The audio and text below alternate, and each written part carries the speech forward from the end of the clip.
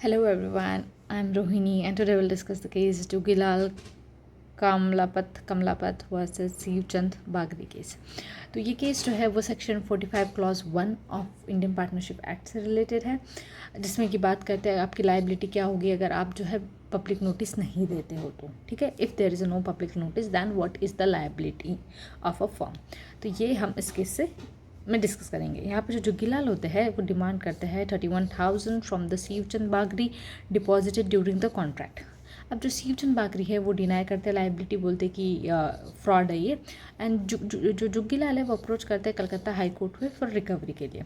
अब ये जो मानिक चंद और मोतीलाल बागरी है they were shown as a partner. तो ये जो पहले जो मानिक लाल और ये चंद और बागरी जो थे वो पार्टनर्स थे रजिस्टर्ड फर्म में।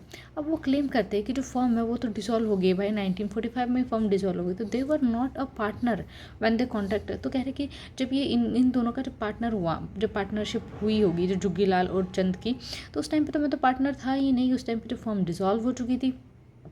ठीक है, और जुग्गीलाल ने ये आर्ग्यू किया कि भाई कोई पब्लिक नोटिस नहीं था डिसॉल्यूशन का, एंड जो फर्म का नेम था वो कंटिन्यू था जो जैसा पहले है। तो यहाँ पे क्या इंपॉर्टेंट है, no public notice of dissolution. ठीक है, section 45(1) this one you have to remember. Issue क्या है कोर्ट के सामने से, first issue second issue. First issue की क्या ये जो मानिक चंद और मोतीलाल बागरी है वो लायबल होंगे टू पे द क्लेम अमाउंट, और दूसरा जो फर्म है, ठीक है, क्या वो वैलिडली डिसॉल्व हुई है 1945 में। अब इस केस के रेशो और प्रिंसिपल की बात करते हैं। तो section 45 clause 1 of Indian partnership act क्या कहता है कि अगर कोई पर्सन जो है वो डील कर रहा है फर्म के साथ, ठीक है, is not affected by its dissolution unless a public notice is given.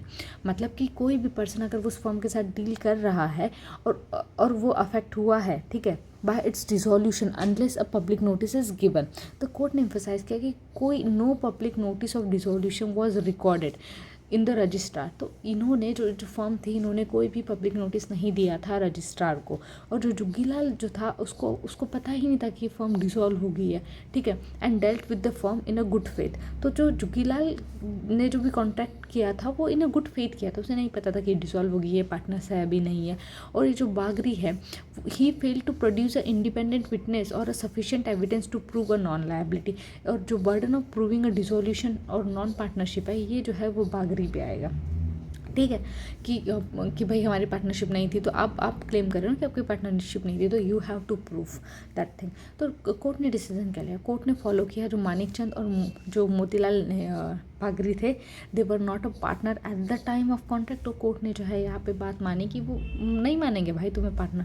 और despite the lack of public notice the evidence showed that they had ceased involvement before the transaction and therefore they were not liable for the claim।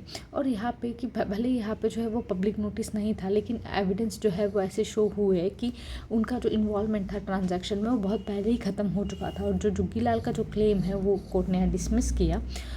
Okay, अब exam ready take up is this again the important thing. 4 line में हम case discuss करें। Claim क्या था, 31,000 का था form जो कि अलेजली डिसॉल्व हो गई थी 1945 में, कोई पब्लिक नोटिस नहीं था, पार्टनर ने अपनी लाइबिलिटी हटा दी।